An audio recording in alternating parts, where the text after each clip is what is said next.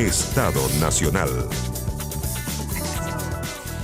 Bueno, quiero decirles y contarles que pueden seguir nuestra conversación, también revisar las conversaciones anteriores, entrevistas con nuestros panelistas en nuestro podcast Estado Nacional. Aquí está el QR, así que pueden inmediatamente ahí pincharlo y seguirnos a través de en Spotify, Estado Nacional Podcast. Bueno, vamos a presentar a nuestros panelistas que nos acompañan en esta noche de jueves. Silvia Izaguirre, investigadora del CEP. Silvia, bienvenida como siempre. Un gusto tenerte aquí en Estado Nacional Prime. Y también otro de la casa, ¿cierto? Marco Moreno, analista y académico de la Universidad Central. Gracias por estar con nosotros, Marco. Gracias a ti, Connie. Bueno, yo decía que el tema, sin duda, que se ha tomado en las últimas horas es, claro, el fracaso de la acusación constitucional en contra del ministro Ávila, pero sobre todo las consecuencias que esto está teniendo en la oposición. ¿Podemos hablar de un quiebre en Chile Vamos tras rechazarse esta acusación o solo de una crisis, Silvia? No, para nada. Yo creo que es una crisis pequeña, va a durar 48 horas, se van a tirar platos por la cabeza, pero no creo que vaya más allá de eso. Y creo que lo que dijo Jaime Belolio es súper interesante. No sacar... Fue bien criticado. Fue muy criticado por sus mismos pares. Por las pares de la UDI, ¿verdad? Sí. Fran Rieselberger, Moreira. Pero yo creo que va a una cuestión de fondo en Chile, que es la gobernabilidad. Es decir, hoy día Elizalde saca cuentas alegres, ¿verdad? Y cree poder tener de nuevo la gobernabilidad en la Cámara. Yo creo que eso no es así, es una ilusión. Y la crisis de la derecha y casi la fractura de Chile Vamos es otra ilusión. Y las cuentas alegres que podrían sacar, o los réditos políticos que podría sacar la derecha del mal gobierno que está haciendo hoy día Boric, Belolio advierte y dice, tengan cuidado, porque es fácil ganar el gobierno, pero pucha que es difícil gobernar. Y eso debería estar dedicado hoy día a la clase política, porque se ha vuelto imposible gobernar Chile, tanto para la derecha como para la izquierda, y ahí debería estar el foco. Yo espero que esta acusación constitucional que no llegó a buen puerto sirva para volver el foco en las cosas importantes que tenemos que resolver en el país. Marco, ¿tú estás de acuerdo en que esto es una pequeña crisis y que va a durar 48 horas y se va a acabar? ¿O tú la ves más grave o más profunda? Es una crisis, pero devela algo más profundo, devela una discusión estratégica respecto del rol de la oposición y del futuro de la derecha, ¿no? Porque a todas luces lo que estamos observando es que esta apuesta que había hecho la oposición solo por la alternancia y no por ser alternativa de gobierno, quedó claro que está siendo difícil, porque esta es la cuarta acusación que lleva adelante la oposición en un año y medio, ¿no? La exministra Isquia Siche, Marcela Ríos, Giorgio Jackson y ahora el ministro Ávila. Y le ha ido mal con todas. Con todas les ha ido mal, lo que está mostrando problemas de acción colectiva, de trabajo en equipo, no se logra articular adecuadamente, pero en el fondo también cuando uno se pregunta por qué los parlamentarios de Evópoli, más allá de que efectivamente no había mérito para la acusación y así lo plantea los diputados de Evópoli que la rechazaron. La pregunta es por qué Evópoli decide dar ese paso, ¿no? Y creo yo que... ¿Y por qué crees tú? Lo que estamos observando es una tensión que se comienza a instalar entre los sectores conservadores y los reaccionarios al interior de la oposición, ¿no? Y cuando hablo de conservadores me refiero a Renovación Nacional, la UDI y Evópoli, pero más allá están los sectores más reaccionarios, ¿no es cierto?, representados por el Partido Republicano, y creo que esa disputa se comienza a instalar ya en la oposición, porque recordemos que el próximo año se inicia el ciclo electoral. Vamos a tener elecciones, estas son elecciones con voto obligatorio, por lo tanto entran a votar electores que no habían votado y tú en una elección de ese tipo tienes que marcar diferencia, tienes que identificar, tienes que tener proyecto, ¿no? Y eso es probablemente también a lo que está apostando Evópoli. ¿Fue una torpeza, Silvia, como dijo el exministro Figueroa, haber apoyado la acusación constitucional por parte de los partidos de Chile Vamos? Yo creo que sí, porque comparto con Marcos que no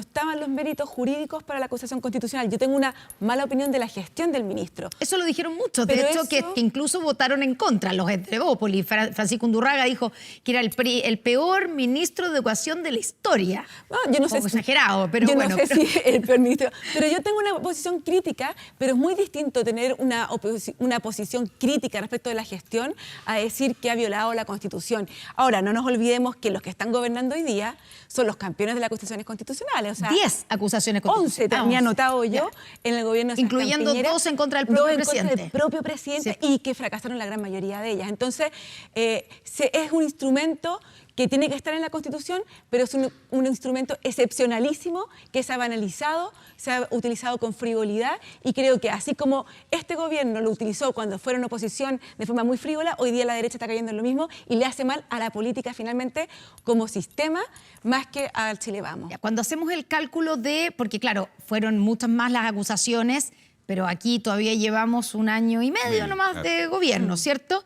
Y por lo menos ayer que estuvo, en algún momento tuve que entrevistar a Gonzalo Vinter, al diputado, según él, que a esta altura de gobierno de Piñera llevaban menos acusaciones que las que hoy lleva presentadas la oposición. No sé cuál es bien el cálculo, pero... Estoy de acuerdo, pero si comparamos la gestión del presidente Piñera en su primer año y medio, ¿verdad?, con la gestión de este gobierno, la verdad es que la diferencia es bastante importante. O sea, tú dices que hay relación entre la gestión, lo buena o mala de la gestión, con la cantidad de acusaciones que se presentan. Por supuesto. De hecho, en el gobierno anterior, la mayoría de las acusaciones vinieron después del estallido social. Pero yo agregaría que lo que se develó ayer también es la falta de conducción y liderazgo en la oposición, ¿no? Ese es un dato importante.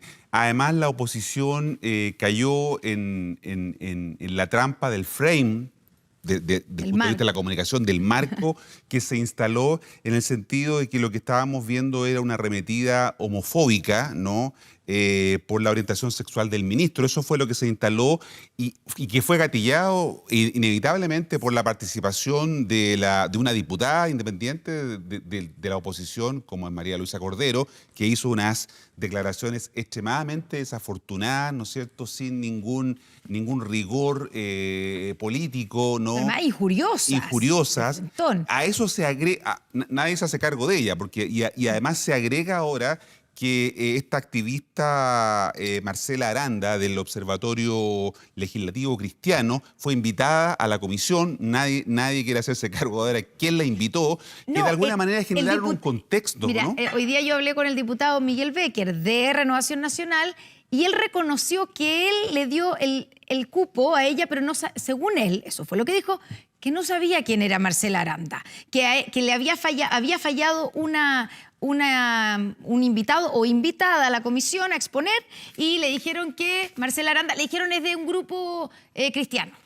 Eso es todo el antecedente que dijo que él tenía a Marcela Aranda. Entonces dijo, bueno, le damos el cupo. Él reconoce que él le dio el cupo, pero sin saber quién era. Pero eso generó un contexto adverso. Pero bueno, todo eso ayudó. O sea, de hecho, después de las declaraciones de la diputada Cordero, lo que se decía era que la diputada salvó al ministro. Por supuesto. Fue un poco así, ¿o no? Y por eso te digo que hay un problema de liderazgo y de conducción de la oposición, porque cayeron justamente en ese relato, en ese marco, como decía, en ese frame, respecto y creo que hay un acierto de parte del oficialismo de haberlo instalado de esa manera, ¿no? Porque a pesar de que pueden haber cuestionamientos a la gestión del ministro, evidentemente en Chile se ha ido instalando un mayor nivel de tolerancia respecto a estos temas, y por lo tanto la manera en que la diputada Cordero, ¿no?, hace estas afirmaciones claramente injuriosas, que yo creo que también la clase política no se puede dar todos esos gustos, y yo creo que eso es una cuestión altamente reprochable respecto de lo que ella dijo,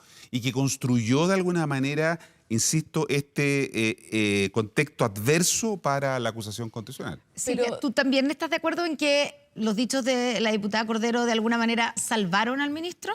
Totalmente. O sea, son dichos inaceptables en un congreso.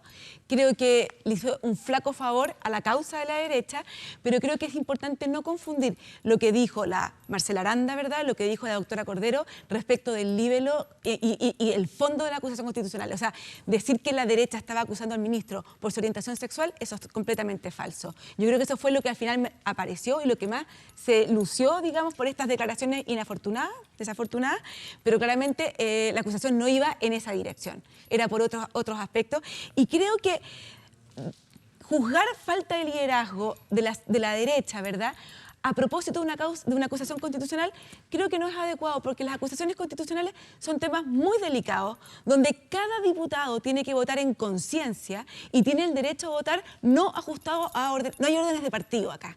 Entonces, decir falta de liderazgo en este tipo de casos me parece muy delicado.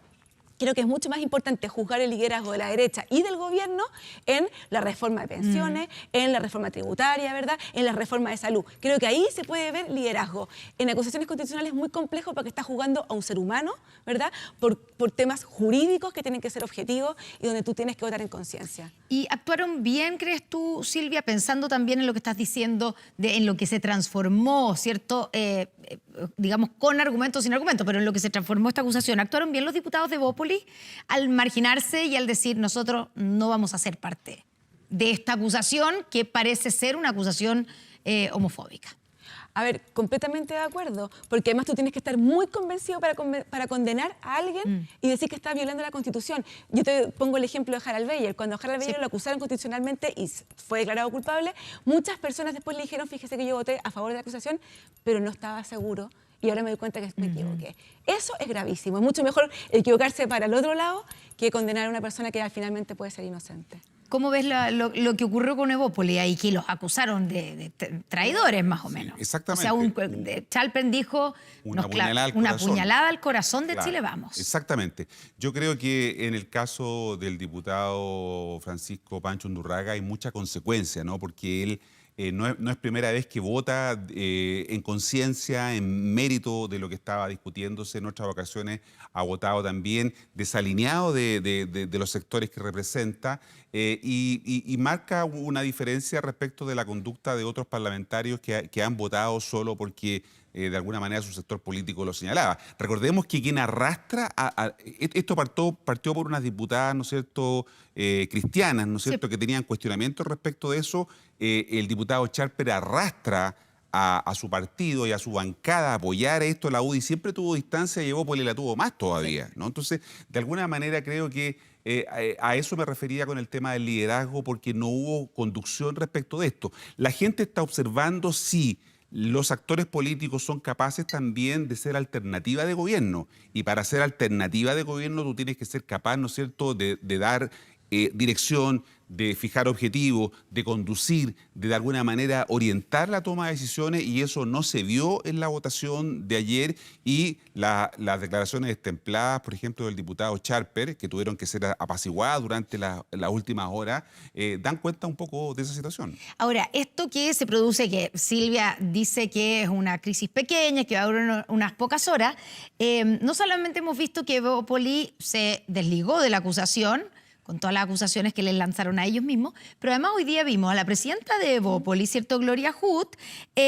decir y expresar que ella estaba a favor, o Evópolis estaba convenciéndose de la fórmula en la reforma previsional, en la fórmula del 6% destinado a solidaridad. Y eso rompe completamente con la postura que ha tenido permanentemente la oposición en este tema. ¿Cómo se lee eso? Yo no leí eso. A ver. Yo leí que ella estaba por el 6% por cotización individual, pero que estaba disponible a conversar qué porcentaje de ese 6% podría ir a solidaridad, pero no que los 6 puntos fuesen a solidaridad. Eso es lo que entendí yo de la entrevista. Y creo que me parece súper bien. Ya, pero es una postura bastante más flexible, de la que ha tenido la oposición en general con la reforma previsional y con el destino del 6%. Acordémonos que Sebastián Piñera presentó un proyecto de ley donde decía 3 puntos a solidaridad, 3 puntos a cotización individual. Y estaba negociando eso, digamos, en su momento con la oposición. O sea, no es una oposición... Pero hoy día la oposición ha estado mucho más dura. O sea, esa postura del proyecto presentado al final del gobierno de Sebastián Piñera... ¿Les parece una locura, digamos, hoy a la oposición de hoy? Estoy de acuerdo, y eso pasó, perdona, Marco, eso pasó lo mismo con Bachelet. Bachelet tenía una postura más blanda, la oposición estaba más dura, y después cuando ellos fueron a la oposición y Piñera les ofrece el 3-3, ellos también dicen, no, por ningún motivo tienen que ser todos los puntos. Hoy día es verdad, y Evópolis siempre ha tenido esta diferencia con la UDI y con Renovación Nacional, de ser un partido, te diría yo, más flexible, más abierto, especialmente en estos temas que tienen que ver con reforma tributaria, reforma de pensiones. Sí, pero a la puñalada del diputado Charper, hoy día se sumó la senadora Paulina Núñez, ¿no es cierto?, candidata en una de las listas en la interna de Renovación Nacional, que no sabemos muy bien hacia dónde va Renovación Nacional, cuál es su objetivo, qué es lo que pretende, porque hay una pugna ahí desatada que siempre ha sido típica en la derecha, que son bien fratricidas. La senadora Núñez hoy día en una entrevista en La Segunda dice prácticamente que hay que sacar a Evópolis de Que no tiene sentido seguir haciendo alianza con Evópolis. Claro, entonces en Chile Vamos. yo matizaría lo que decía la Silvia, que va a demorarse estos 24 horas y se va a resolver. Yo creo que es más profundo porque, como dije al principio, devela una tensión que se está instalando con mucha fuerza, en donde los partidos tienen que tomar identidad frente a electores que están observando lo que pasa, y es una tensión que se va a plantear entre sectores conservadores y sectores reaccionarios en la oposición. Bueno, sí. No, que yo creo que, a ver, yo creo que la derecha tiene hoy día un desafío mucho mayor que esta acusación constitucional. Y es que hoy día tienen los 2/3 en la comisión que está redactando la nueva constitución, ¿verdad? Y sabemos por las encuestas que hay una mayoría hoy día, ¿verdad? Todavía muy anticipadamente, que no te conoce el texto, que estaría votando en contra. Y la derecha no se puede desentender de eso porque hoy día tiene los 2/3 para poder redactar el texto. Y yo creo que esto es en el fondo una ayuda para enfocarse en lo que es realmente importante. Y como dices tú, Marco, ahí vamos a ver si van a tener el liderazgo y la capacidad de proponer un texto que convenza a los chilenos que hoy día, sin conocer el texto, no tienen, ¿verdad?, muchas ganas de tener una nueva constitución, así como muestran las encuestas. Ahora, creo que es el verdadero desafío. Ya, y con este desafío, con esta flexibilidad que ha mostrado Evópolis y que uno dice, bueno, entendemos que Renovación Nacional ha presentado su propia postura en la reforma previsional. Mañana hay una reunión, uno no sabe quiénes van a llegar, pero supuestamente hay una reunión de la ministra del Trabajo, Janet Jara, con Renovación Nacional y con la UDI. Vamos a ver si se concreta, pero hay más posibilidad, o sea, se ve con una mayor probabilidad de que realmente el gobierno logre sacar adelante la reforma. Se ve complejo, pero va a depender de la flexibilidad que muestre el gobierno, porque ellos son los que están gobernando, no la oposición. ¿Marco? Sí, no, yo veo bien complicada la situación en la oposición, no lo veo nada de claro. Yo creo que ahí hay corrientes subterráneas que nos tienen que hacer llamar la atención. Yo insisto, hay que fijarse en lo que está pasando en la interna de Renovación Nacional, ¿no? Esa interna... Las elecciones, claro. Se está compitiendo la propia Paulina Muñoz. 3 listas. Vuelve Carlos Núñez, Larraín, el factotum de los sectores más conservadores, que está en esa lista, que está en una lista con otras personas que representan los sectores más duros de Renovación Nacional. Y la pregunta es ¿se quieren acercar a republicanos o se quieren alejar de republicanos? Lo mismo se preguntaría alguno respecto de la UDI y Evópolis. Por eso digo que esta derrota ayer en relación a la acusación constitucional es más que un hecho puntual, sino que es sintomático de una disputa que comienza a instalarse con fuerza en ese sector político.